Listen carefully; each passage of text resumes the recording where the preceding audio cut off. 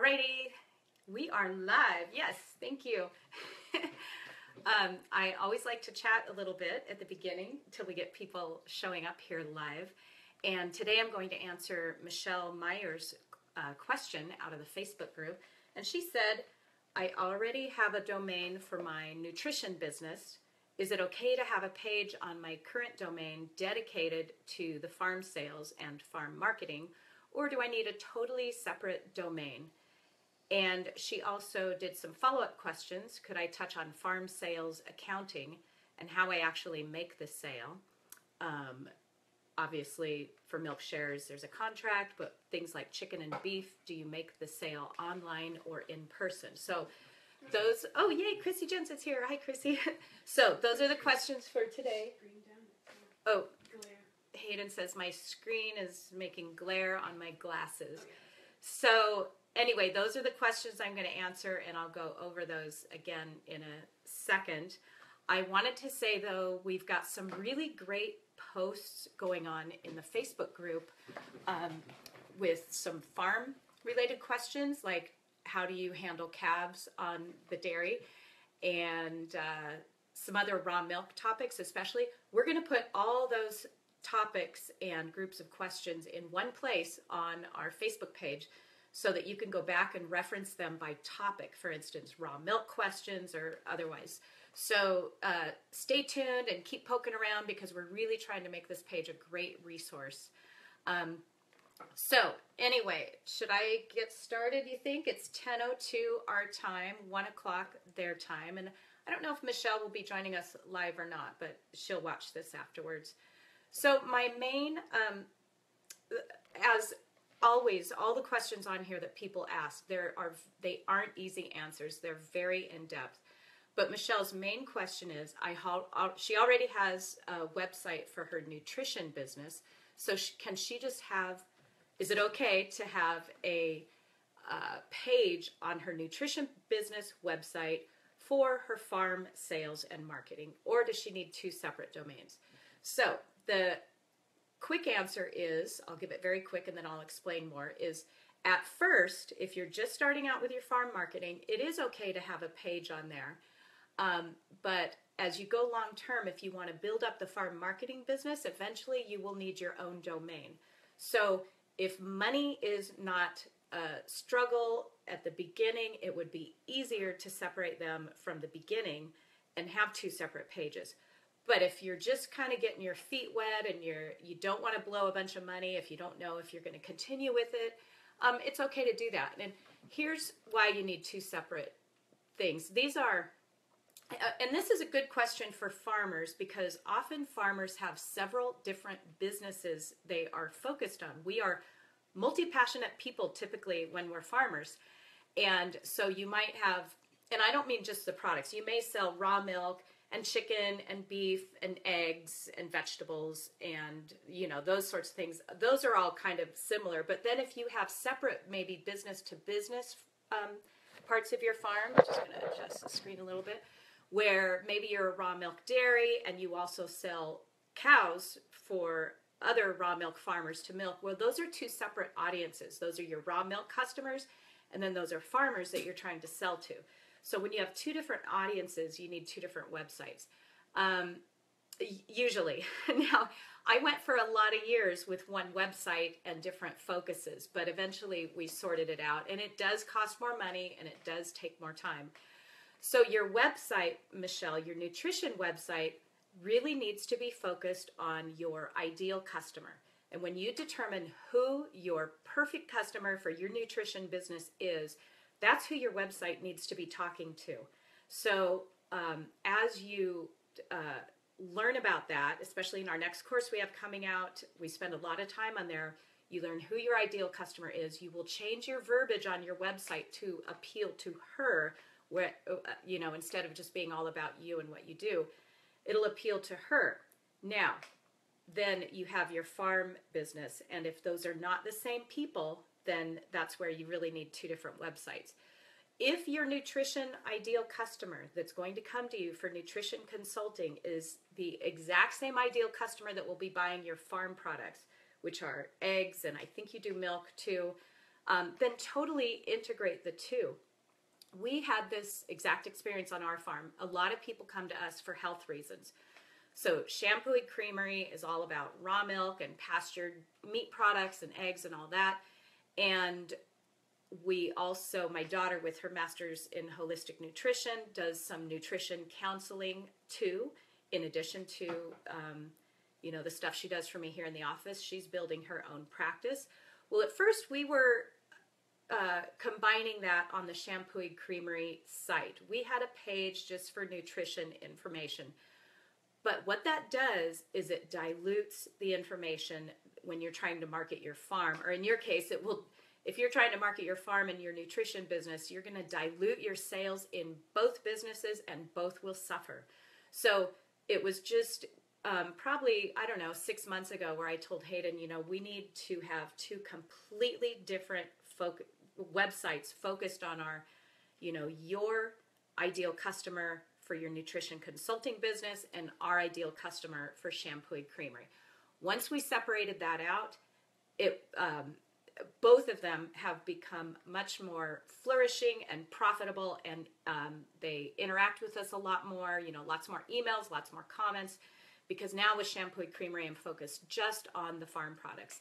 So you'll find the same thing.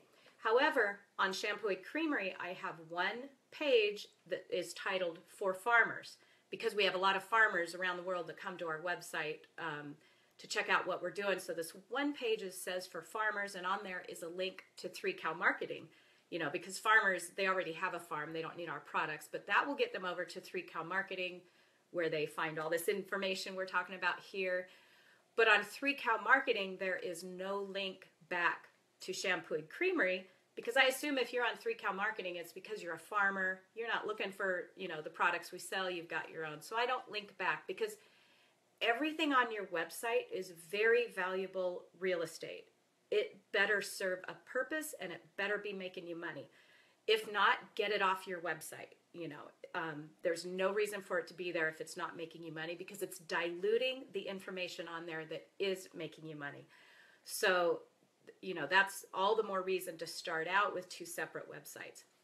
But Michelle, what I might recommend, since you have your nutrition website, if you are just starting your farm sales, have one page on there, especially if your nutrition customers are local. If you're consulting with people locally and they can come to your farm, that's fine. Maybe have one page on there that is a resource page, and for farm fresh eggs and raw milk and pastured chicken or something that will heal your gut, if that's what your nutrition clients are suffering from. That can be on that one page until you get big enough or you recognize you need to separate them. So hopefully that helps you. And I don't think Michelle's on here. No, Michelle's not on here, so she can't ask any further questions. But for all of you, there are some reasons you can have related pages on your website to your business, but then there's other reasons why you should have 2 different websites. But be careful.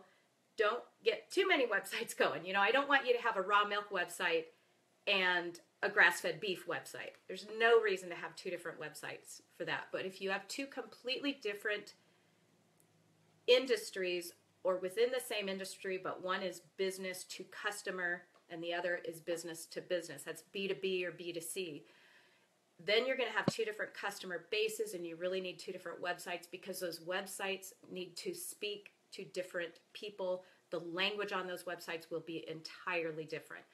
So hopefully that gives you a good idea, Michelle. If you have the exact same customers and they're buying your food and getting nutrition counseling for the same reasons, you can have one website.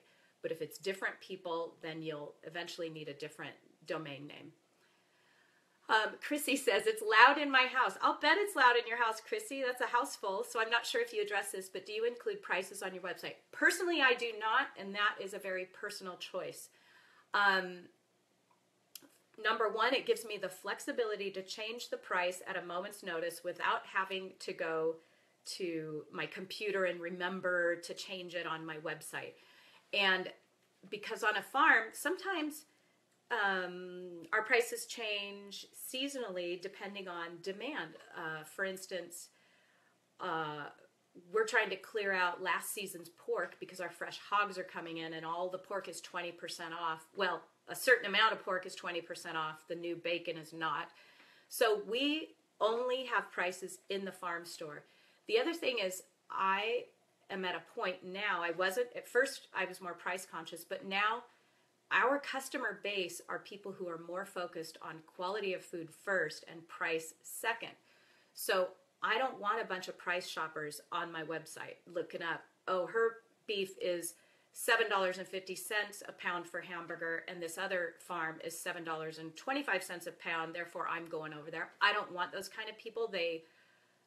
We are not profitable when that is our customer base. So for that reason, I do not put prices on there, but we are busy enough now after 7 years that if I have, you know, a lot of people coming to my website, they can't find a price, so they leave. That's okay because I have a big enough customer base of people who, you know, the price is no object, but they're after the high quality first and they understand that price will come later. If you're just starting out your farm and you might have to just get whatever customer you can, there might be a reason to put price up there. You also, it might be okay to put a range up there. That way you can change your price at any moment, because if things are in really high demand, you know, say all of a sudden you're having a run on briskets and you only have so many briskets from your cow and you want to raise the price from $8 a pound to $10 a pound, you can do it at a moment's notice because it's not on your website. You could put a range. You could say our beef ranges from $7 a pound for this. Oh, but we sell beef by the pound. So I do have prices on my website for our quarter beef shares and our half hog shares. It says right on there that our quarter beef is $4.75 a pound hanging weight, and our hogs are $5 a pound hanging weight. So that price is on our website. But the bulk of our business is in our farm store, where they're buying steaks and chops and roast and bacon and things by the pound, and I do not have those per pound prices on there. I do have egg prices on our website. So I have our products listed, and the only one that has a price by it is our eggs at $8 a dozen.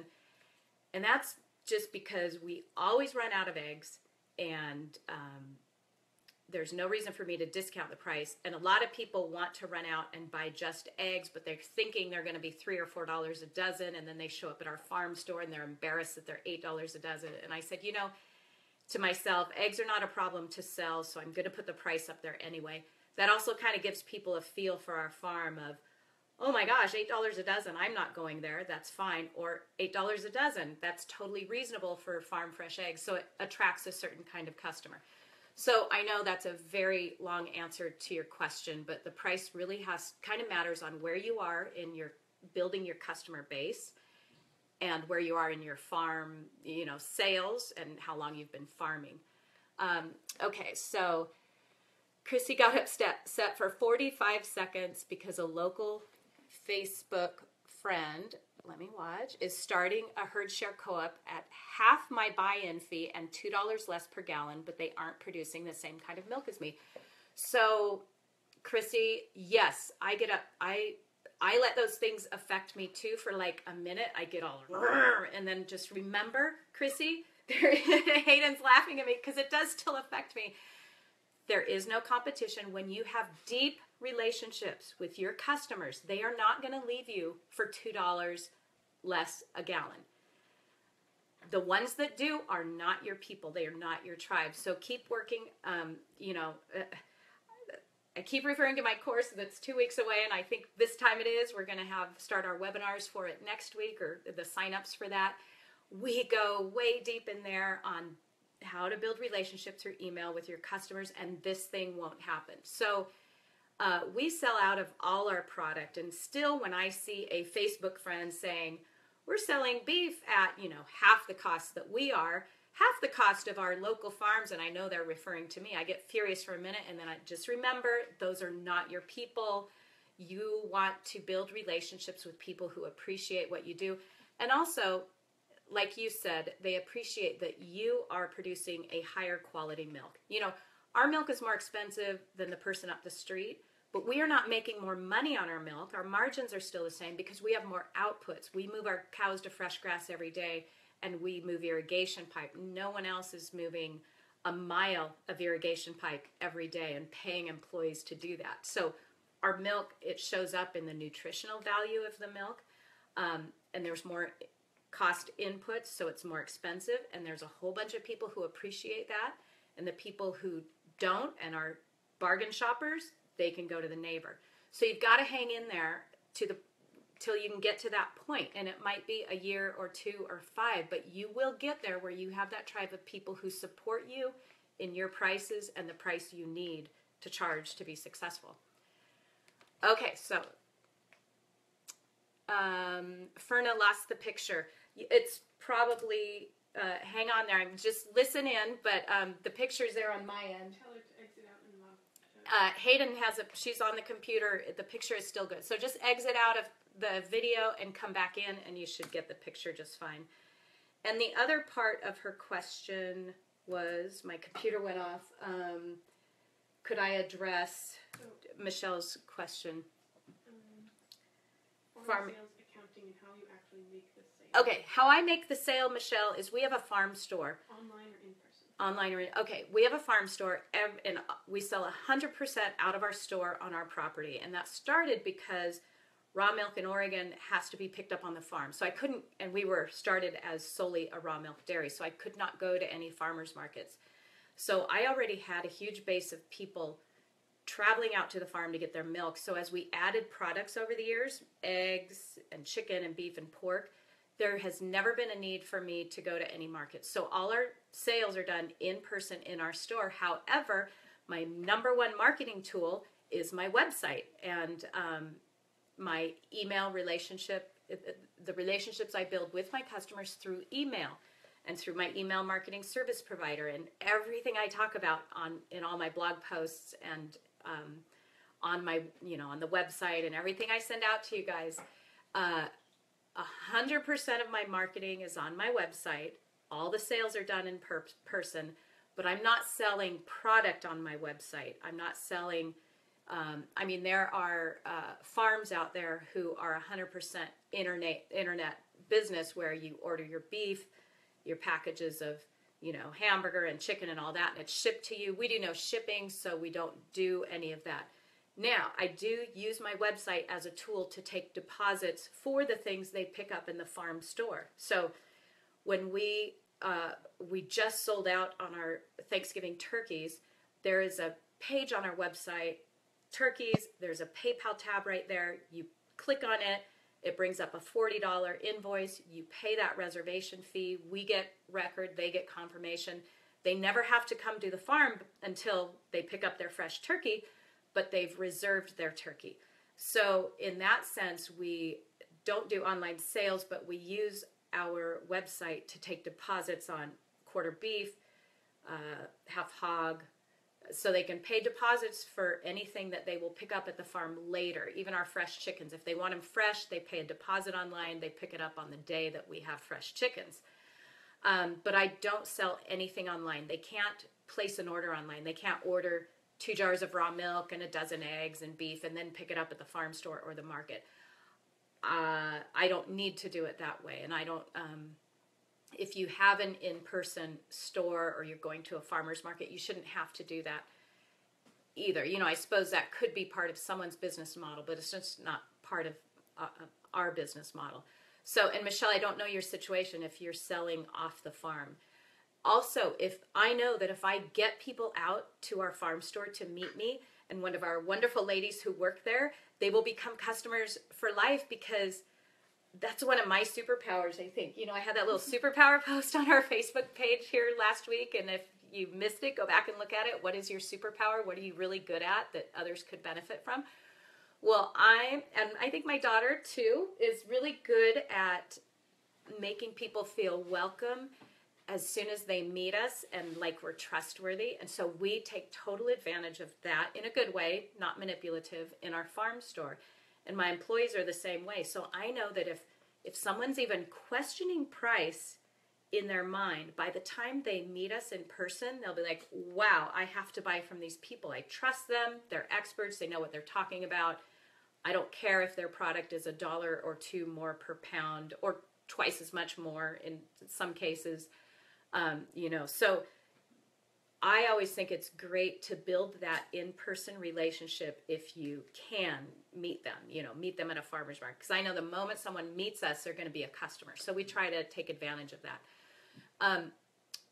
Also, when I think of online shopping that way on a farm, if they can fill their order, you're not building a customer for life. You're building someone who just wants a little moment of convenience of placing their order. So again, trying to build that relationship with them through getting them on your email list and getting them out to the farm or to your market or to your drop point and show your face once in a while is the best way and the quickest way to build your customer base. And then you asked Michelle too about farm. And if anyone has any other questions, feel free to type them in down below. I'm just about done. And Michelle asked about farm accounting, but I'm not sure specifically what you mean by that. So if you have specific questions about farm accounting, ask me. I'm not an accountant. I'm a relationship person, not a numbers person. So we use Square to take credit cards in our farm store. A lot of people don't take credit cards, and the moment I started taking credit cards, our sales increased significantly, way plenty enough to cover the 3% credit card charge. So I'm not telling you to take credit cards, but I'm saying we do, and it helped our sales, especially as we've grown, because now people come out and spend hundreds of dollars in one shopping trip because they're buying milk and eggs and pork and chicken and beef all in one trip. They're buying a couple of months worth of food. So for them to be able to make that large purchase on debit or credit card is really necessary for us to have that. And it's really more than paid for the fees involved in that. So all of our credit card charges through Square, and then we get these nifty little reports every day and every month from Square and graphs that show me our sales. They show which day is the busiest and the most income. They show which weeks and months, and I can look at this year versus last year. So I like Square because it has all those little reports built in already. And then I just use QuickBooks at home. All that stuff off of our accounts and all that is then put in QuickBooks and categorized. And then at the end of the year, I just print all of that out, makes a nifty little report in QuickBooks. That goes to my accountant. He asks me specific questions. And we wrap it up and we claim, our farming loss for the year. One of these years. I mean, we are profitable, but on a farm with amortization, it's the amortization is good. We can amortize those stock trailers and all that for years and years. So that's a very quick overview. If you had something more specific, Michelle, on accounting, let me know. So everybody, any more questions? I'm going to scroll here and make sure I got it all. And it looks like I have all the questions in there. You don't see any more, Hayden? So that's it for this Friday and our video for this Friday. And we've got a whole library of videos in there with tons of great information. So listen to the others. Oh, good. Someone else just logged in. We're about to wrap up. But if you have any questions, hit me with them right below. Otherwise, I'm going to hit finish. I think we're good to go. I will see you all in the Facebook group, and next week you're going to start getting invitations to our free webinar, which is a free training, live training. We record it too, but hopefully you can make it there live and ask questions live as well. In a webinar, I can go into a lot more detail and have slides, and you can take notes, and we'll have workbooks and things, so you'll get a really great marketing training then. So I'll talk to you anytime in the Facebook group, and for sure next week too. Thanks everyone for being here. See you soon. Have a great weekend.